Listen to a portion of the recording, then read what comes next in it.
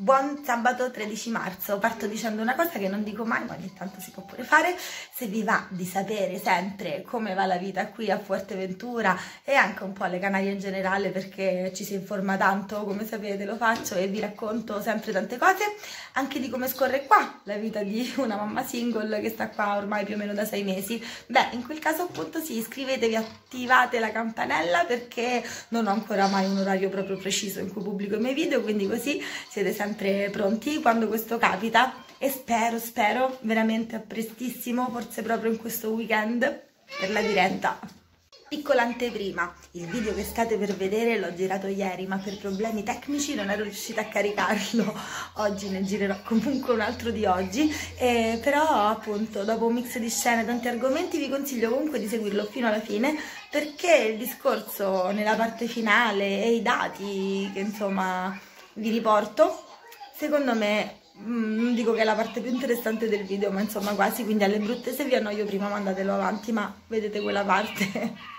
Primo aggiornamento, poi segue tutto il resto con anche un pezzo di scene di ieri, perché il discorso in realtà è iniziato ieri. Comunque, dopo il consiglio direttivo di ieri, il ministro della salute delle Isole Canarie, Blas Trujillo, ha decretato e dichiarato che intende che dal lunedì 15 marzo, quindi da lunedì dopo questo ultimo weekend di semi-libertà condizionata, col coprifuoco alle 11, però insomma accettabile, beh, da lunedì di nuovo alle 10,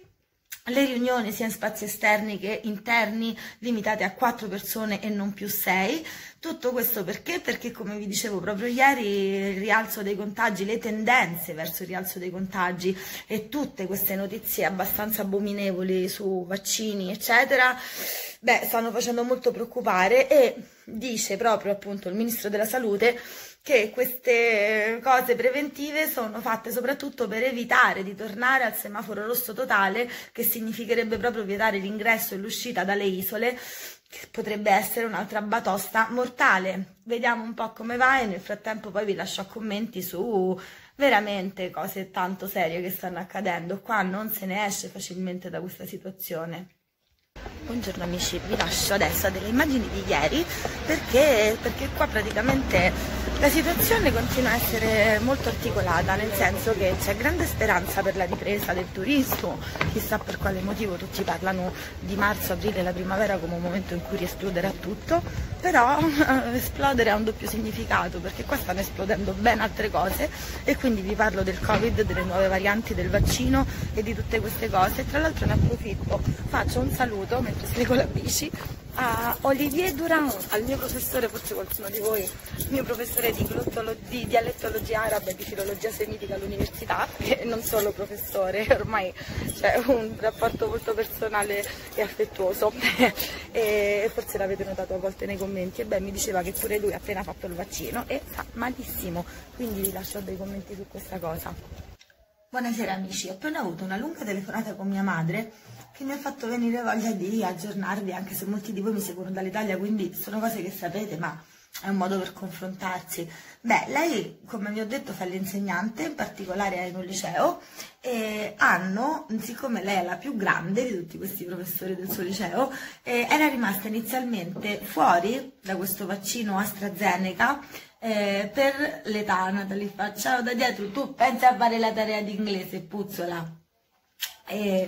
E praticamente quindi l'hanno fatto i suoi colleghi, non lei. Allora, premessa, sono stati tutti malissimo, tutti questi colleghi sono tutti intorno ai 30, massimo 40 anni, ma malissimo sul serio, febbre alta, molte persone sono svenute, e in più tutti hanno detto che se il primo delle due insomma volte in cui bisogna farlo, la prima è il richiamo è quello veramente peggiore. Ora, parallelo a tutto questo c'è tutta la storia che hanno sospeso nei paesi del nord Europa questo vaccino, perché ci si chiede se sia il vaccino in sé o un lotto, pare, ma che è lo stesso che a quanto pare ha ammazzato una persona in Basilicata, perché pare che crei delle embolie, che sia pericolosissimo, quindi l'hanno tolto in questo momento. In Italia poi, per il non rispetto dei contratti invece, perché non arrivavano i vaccini, c'era tutto quello che sapete, sono stati sospesi pure con le altre case farmaceutiche. Quindi qua la mia domanda è, a parte personale, mia madre penso, lo so, questo vaccino e passaporto sanitario quando riuscirà a farlo e quando ci rivedremo, ma in generale io mi chiedo, ma così come si fa? Doveva essere tutta la campagna vaccinale un fiore all'occhiello, organizzarci benissimo, in parte pure tutti i soldi che girano, che sono stati dati, dovrebbero essere, cioè, io mi chiedo veramente come si farà. Ciao amici, stasera sono stata letteralmente costretta, cioè ammettiamolo, ammettilo, veramente a mangiare qui. Il pollo l'avrei preso comunque, però paraievaio, cioè portar via, come si dice qua, quando ci piace tanto a noi da American Burger,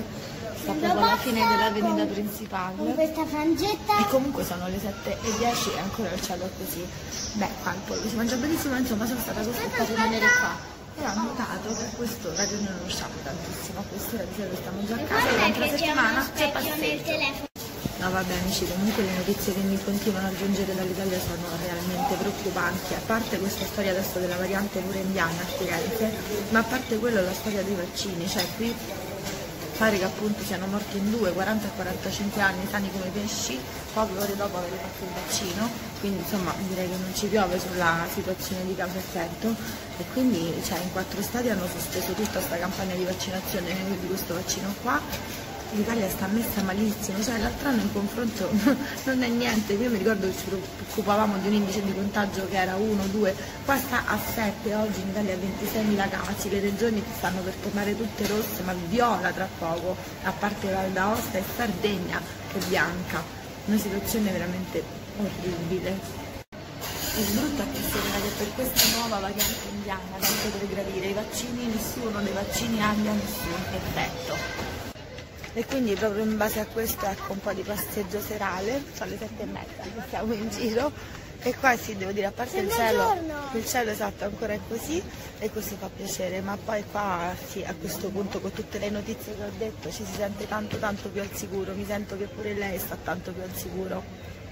E nel frattempo vi racconto anche che appunto il governo spagnolo ha preso la decisione per la settimana santa e appunto che avevo detto, me l'aspettavo che le restrizioni sarebbero ulteriormente aumentate, ma è normale, cioè c'era da immaginarselo quella situazione che si respira proprio in giro per l'Europa e per il mondo. Comunque appunto il cierre perimetrale, cioè la chiusura perimetrale di tutte le regioni autonome spagnole, tranne Baleari e Canarie. Vediamo questo se farà sì che durante il periodo di Pasqua qua giri un po' di turismo, ma al di là della chiusura o meno qua, il fatto è che dipende dai paesi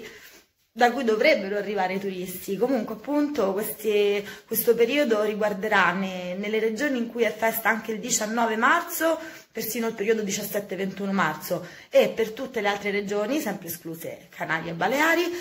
la chiusura perimetrale sarà invece dal 26 marzo fino al 9 aprile. E questa è una cosa gazzettino sul BOE, quindi è proprio, insomma, sono misure obbligatorie per tutte le regioni.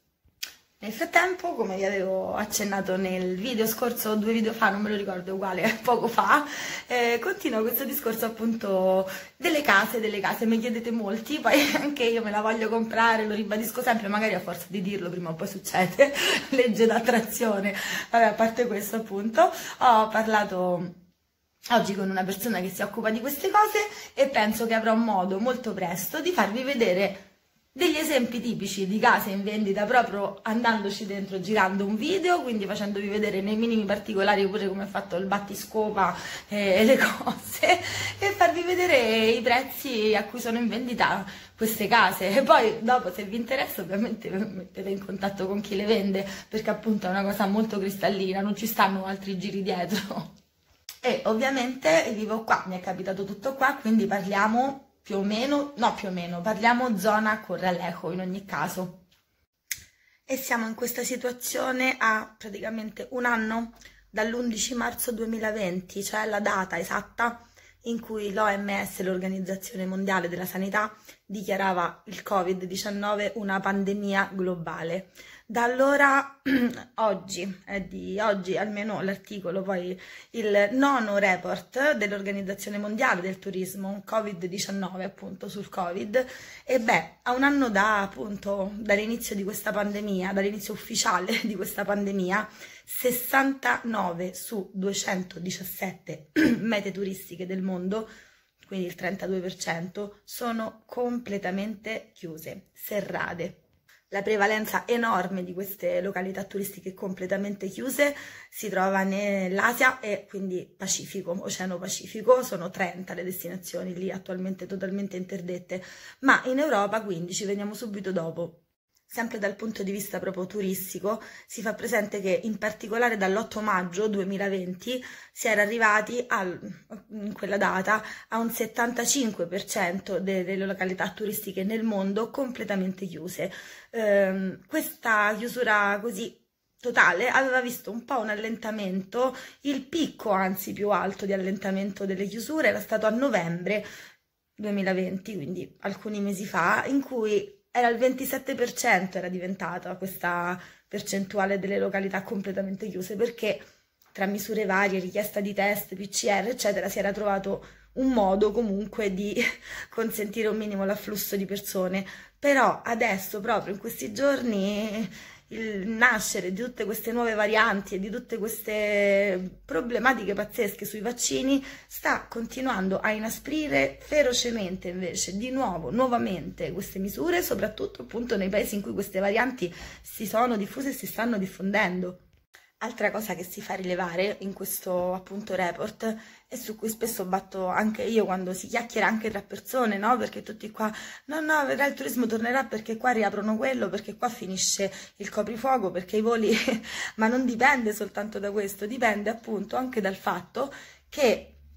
in particolare poi adesso febbraio 2021 la maggior parte dei bacini emissori di turismo, quindi Cina, Germania, Russia, Canada, sono con le frontiere completamente chiuse, quindi al di là di come vanno le cose dove poi deve svolgersi il turismo, il problema è come vanno le cose a monte, nei paesi dai quali dovrebbero partire le persone che poi arrivano nei luoghi e nelle destinazioni turistiche. E un altro dato che comunque incide anche sul discorso economico di certe vacanze è il fatto che comunque, anche dove si può andare, almeno un terzo di questi paesi, dei bacini turistici che accolgono ancora i turisti, li accolgono comunque appunto a patto di presentare un test della PCR negativo e, come tante volte è stato detto, in particolare per esempio parlando di Canarie, visto il costo di un test della PCR, se pensiamo a una famiglia di 3-4 persone, praticamente già fare la PCR a tutti e quattro raddoppia praticamente il costo di tutta la vacanza. Quindi la situazione è ardua, ci vediamo presto perché oggi forse mi sono già dilungata tanto e comunque sia buon weekend in qualsiasi modo ognuno decida di spendere questo tempo così particolare.